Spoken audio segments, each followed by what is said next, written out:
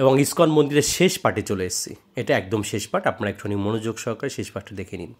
এখানে ভক্তবৃন্দের তো কার্যত ঢল। যে সময় গেছিলাম দুপুর টাইমে, এটা সে পুরনো মন্দির, যে মন্দিরটার কথা বলছিলাম, এর সারাউন্ডিংয়ের যতগুলো জায়গা আছে, পুকুর আছে, এবং এর পাশ দিয়ে মন্দিরে দেখুন, মন্দিরের মাথাটা দেখতে পাচ্ছেন, যেটা পুরনো মন্দির। এদিকে দীপ আর সন্দীপ কিন্তু ওরা একভাবে ফটো তুলেই যাচ্ছে, দেখতে পাচ্ছেন এদিকে দাঁড়িয়ে। তো সেই দৃশ্যটা আপনাদের সামনে রেখেছি।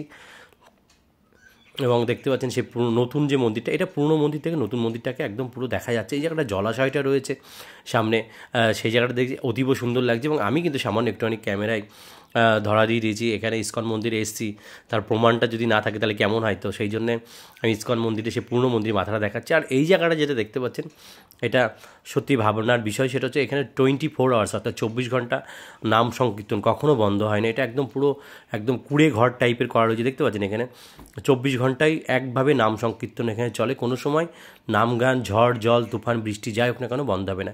এই জায়গাটা ক্যামেরা করা নিষিদ্ধ, তা সত্ত্বেও কিন্তু আমি ক্যামেরাটা করে নিচ্ছি। এটা হচ্ছে যে মূল গেট, যেখান দিয়ে ইসকন মন্দিরে প্রবেশ করতে, সেই মন্দিরে সেই গেটটাও রেখেছে। এটা হচ্ছে যে মন্দিরের ঠিক অপোজিট দিয়ে একটা সুন্দর গোছালো একটা মার্কেট আছে। যে মার্কেটটা, এই যে মন্দিরটা রয়েছে দেখতে পাচ্ছেন, মন্দিরের ঠিক অপোজিটে। এটা মানে যখন হাঁটবেন তখন ওই রাস্তার পাশ দিয়ে এই পাশে মন্দির, আর ডান দিকে এই দেখুন বাজারটা রয়েছে, যেখানে আপনি চাইলে পারে নাম সংকীর্তন সমস্ত কিছু বই থেকে শুরু করে সব কিছু এখান থেকে সংগ্রহ করতে পারবেন।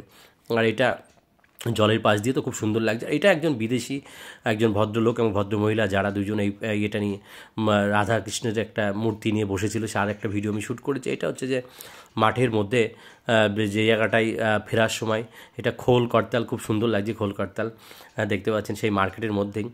আর আসার সময় এক ভদ্রমহিলা, যিনি আমাদের কাজে সব সন্তুষ্ট, উনি আমাদেরকে দেখুন কী করছে। যদি ভিডিওটি ভালো লাগে লাইক শেয়ার কমেন্ট করতে ভুলবেন না।